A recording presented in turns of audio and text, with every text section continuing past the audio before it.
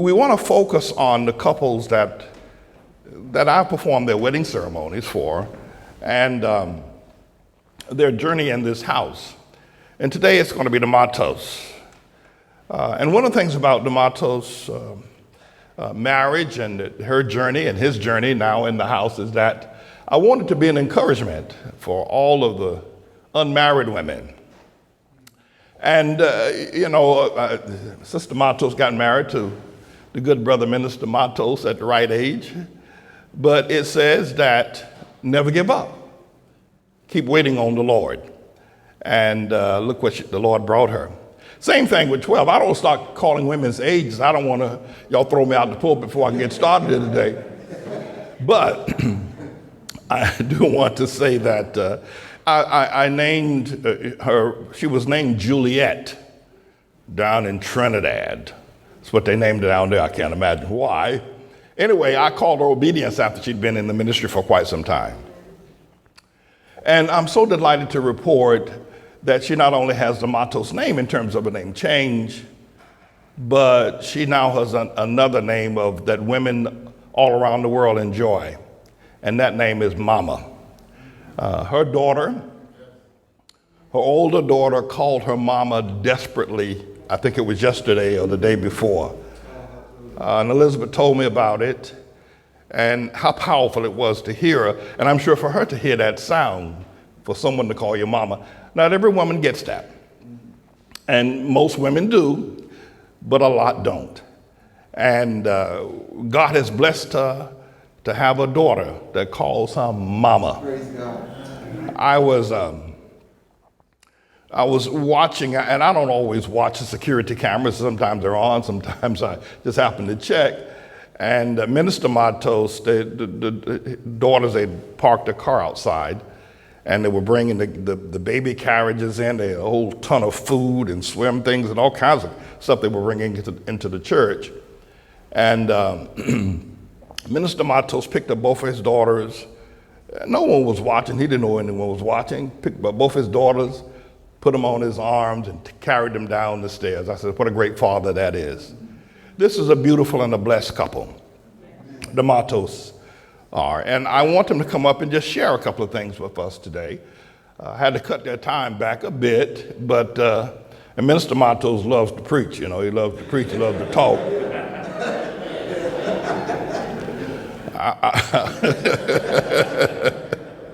Well, he does. I mean, he knows that, to be sure. But we're so blessed to have them in the house. And I just can't thank God enough for all the wonderful people that the Lord has brought to this house. So, Sister Matos, both of y'all, I want y'all to come and stand together like you're going to get married again. All right? And you'll have your say. All right, Minister? Yes, Father. You good to go? Thank you. He calls me Father. Just stand there and give him a round of applause.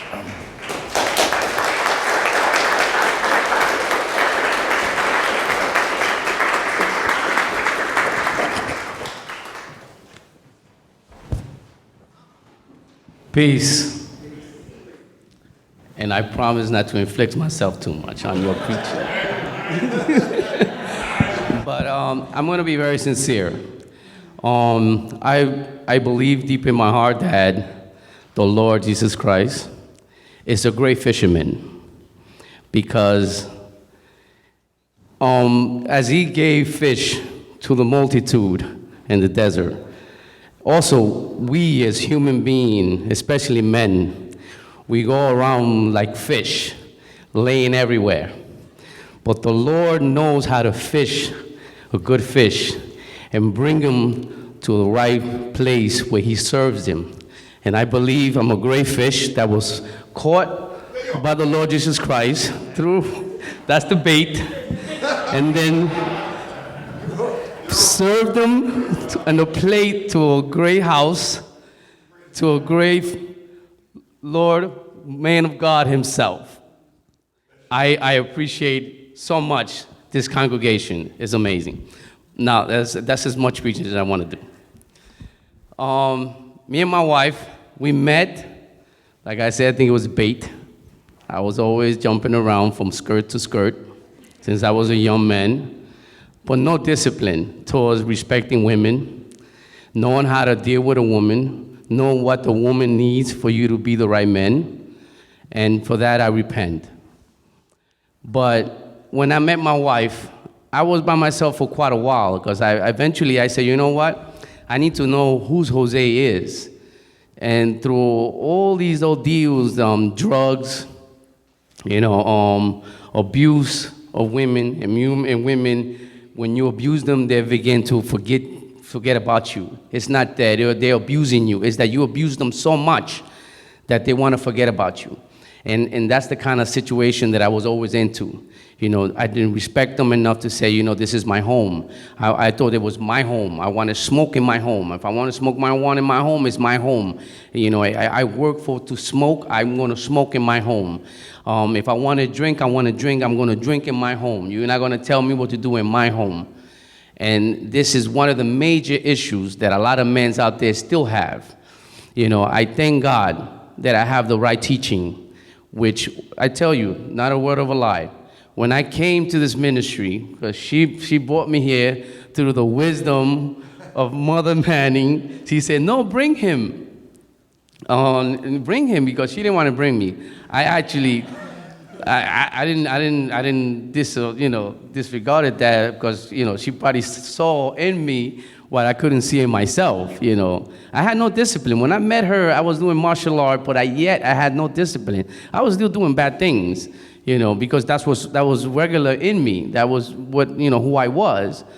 And so she said, okay, you want to come to church? I said, yeah, I'll come to church. To me, it was like a challenge. Going into the martial art was a challenge. So I said, okay, I'm going to go to your church.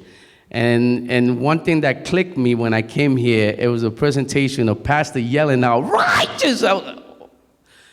And when he yelled righteous, it's just like, it's like a boom boom in your heart. And I'm like, and I say, I asked her, I said, what does righteous mean? Because the way he yells it is like, it echoes through this, and it echoes in my ear so hard that I was like, wow, it just pumped my heart up. And she explained to me and stuff like that, and continue to hear this type of preaching. And the test that Pastor put me through, in the sense of, I'm not giving you my daughter in the sense because you just popping up in here, I'm pretty sure he saw what he saw again, like, this guy is not an easy guy, As small as I am, believe it or not, it's an explosion. With attitude and rottenness and spoiledness of the outside world. That's why I tell you, young people, don't be in a rush to grow up. Don't allow yourself to be taught the right way and the right time. And so I said, okay, I'm gonna keep coming, but I tell you, I didn't want to come, even though something hit me, which I know it hits a lot of people. But I didn't really come for the ministry or to hear the word, even though it made an impact in me when I left out of here. Because when I left out of here, I was still doing the bad things. I still went home and smoked a bag of smoke, a bag of marijuana. So which means I really didn't get it yet, right? But I say, you know what? I'm going to keep going. I'm going to keep going. It's like when God fishes you out of the ocean and throws you in a bucket, some fishes get out of the bucket and jump back in the water. Some fishes stay. And that's the fish that gets to serve in this house. I was after her skirt still, but I believe that Pastor did something in her that it stood in her, and the discipline in her is that I am not giving you nothing. In the sense, because at one point I wanted to kiss. I was like, I'm going to your church.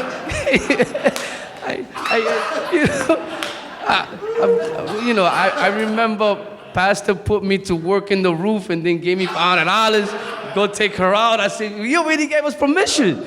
She said, no, that's not what he said. He said for you to take her out, which means teach a woman how to treat a woman right. I didn't get that. I said that's an opportunity for me to get in.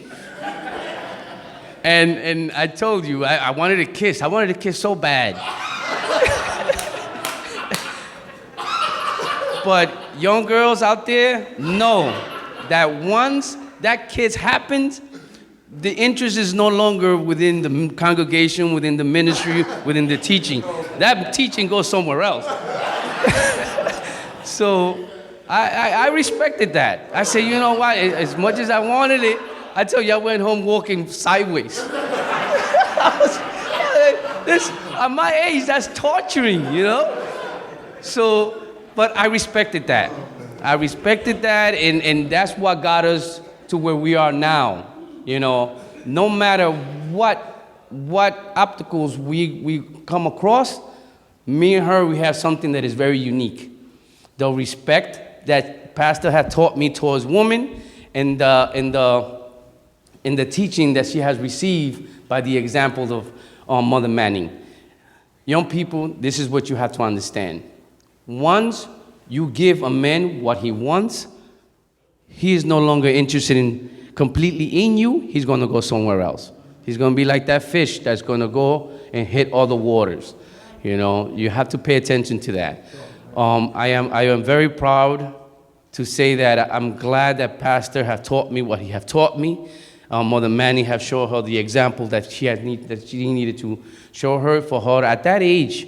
And I'm pretty sure she was in great need as well. You know, don't think that just because you're great needs, you get weak.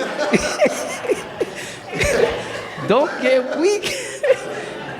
Don't get weak, because once you get weak, you lose the teaching. You want to say something?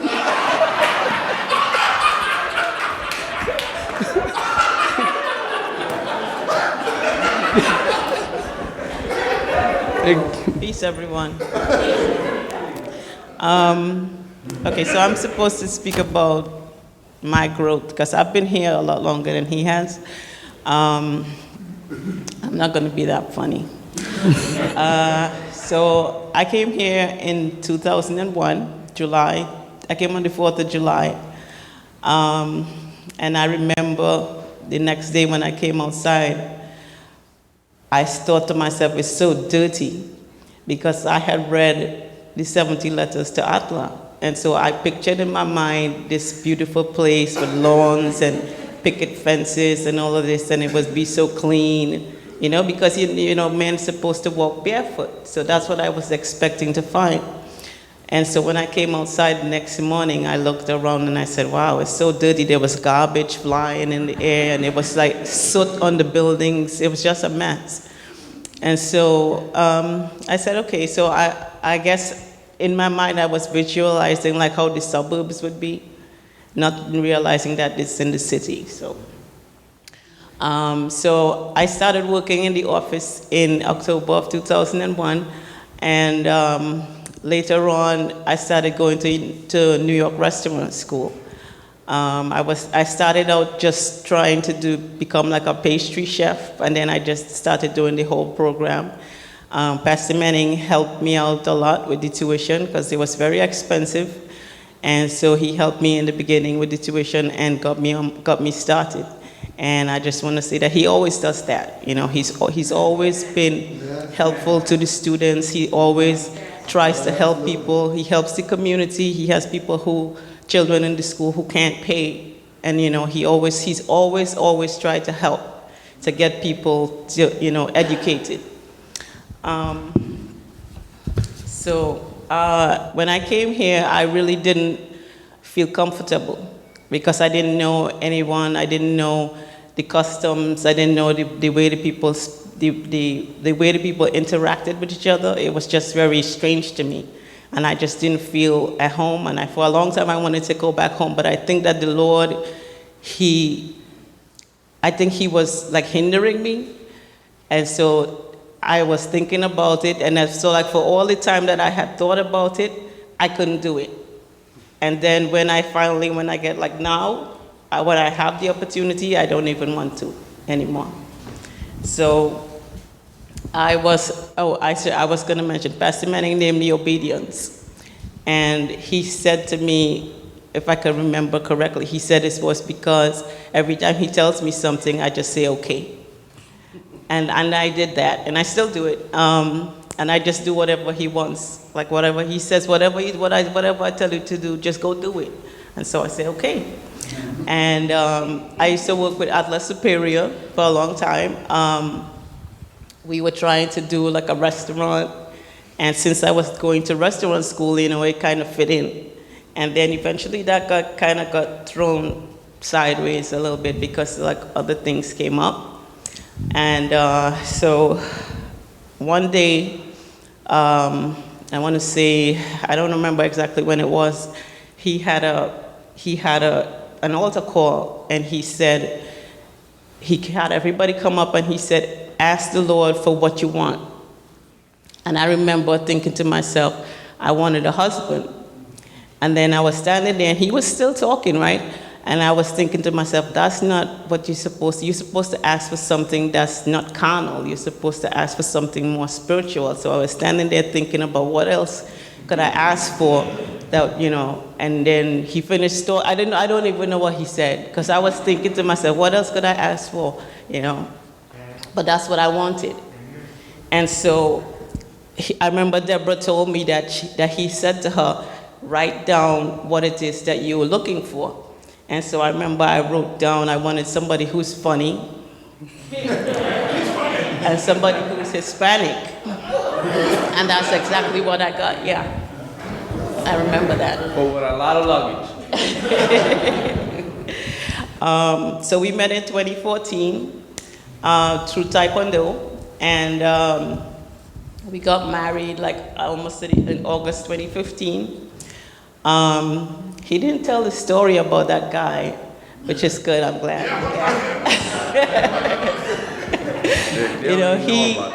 He thought that this guy was like trying to get me. And so I was thinking to myself, the guy doesn't even speak English. Like, what are we going to talk about? Just picture me bringing somebody to the church who doesn't speak any English at all. Like, how is that going to work? So I didn't want to say to him, that was never going to happen, but I think that's how the Lord wanted it. So because if he didn't think that way, then he would have never made the move, because he was just trying to get in front of the other guy, and that's why he did it. A bad fish knows a bad fish. So we got married in 2015, and then we were trying to have children. That didn't work out. We eventually started doing foster care. So that's just how we got our daughters. And we purchased a home in New Jersey. And so, because we wanted to have a lot of space for them. And so they love being in the home. And we bought a vehicle for them as well. We started doing everything that we do for the children, And like Mother Manning said yesterday, I was telling her yesterday about what she said. She came into the building and she said, "Mommy!" And she ran and she jumped on me, and everybody was looking. Everybody was looking. And so the lady who was at the front desk, her face changed, because in that building, the children don't behave that way. And they never see that. So she was like this. And then she said, "Have a good visit." And then the security, everybody was looking. And so I said, that's good, because they need to see that. But also, brothers and sisters, you have to remember, everything is in the will of God.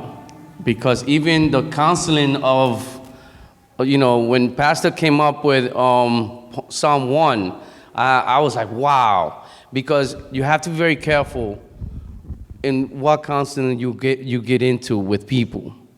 Be very mindful of that. We will actually fellowshipping with these people that, Yeah. Okay. So, and I just wanted to say, because I don't have a lot of time, for me, being married, after being single for so long, it was very difficult in the beginning, because I'm used to mostly doing things on my own. And so what I realized, being married and then letting the man lead and do the things that he wants to do, it just makes everything flow a lot better. So like when we bought the last vehicle that we got, he decided he wanted the color, he wanted the size, and he went into the dealership, and I just did this. I went like this and threw it away, and I didn't say anything. And he talked to the guy, he told him what he wanted, the size he wanted, the seats he wanted, the color he wanted. He got everything that he wanted. And it's perfect. It's a beauty. I don't know if anybody has seen it, but it's a beautiful vehicle. And that's how. And whenever he does something, and I'm talking mostly to the single woman, right? Because I know, like, you think to yourself, well, I want to do what I want to do. But when you let the man just take the lead, everything just works out a lot better. And so I want to say, finally, for the single woman to wait on the Lord, because it's not easy being single, and it's because it's very lonely, and you kind of find yourself, you start compromising, and if you start compromising, it just makes it harder, because the guy he's not gonna follow you if you just give him what he wants. It's because it's like you in the church and you're saying, okay, so I have these principles, but then if you're sleeping with him, then where's the principles? Because he knows that you're not serious. So I had gotten involved with this guy a few years before I met my husband, and it was brief, but he didn't like Pastor Manning, and he was always questioning me, like, why he says this or why he said that, because he just didn't agree, and it was always that fight. And so I was trying to go along with it, and then after a while, it just wasn't working, and I said, this doesn't make any sense. Like, why would you even put yourself into that situation? If you know he doesn't like Pastor Manning, I'm not leaving. So, and so after that, because that was a very difficult, very painful relationship, after that I made up my mind, and I said, I'm not, it's either here or nothing. So when I met him, I said to him, that was the first thing I said to him. I said, if Pastor Manning says no, it's no. And I did. And I was very serious still. So, and so I brought him to the church, and so I said, let Pastor Manning look at him. And I was thinking to myself, he's going to run right out the front door just like everybody else who comes in here. And so Mother Manning said, just bring him. Because I was thinking to myself, he's going to come one day and then he's going to just run back out and that'll be it. But she said, she said, don't discourage him, just bring him. And so I just want to say to all of you ladies, just wait on the Lord. Don't jump ahead of yourself and go picking up things on your own. Just wait on the Lord, and he will bring you what you need, not what you want. Peace. Bless you, brother. Hold up. This is who this belongs to.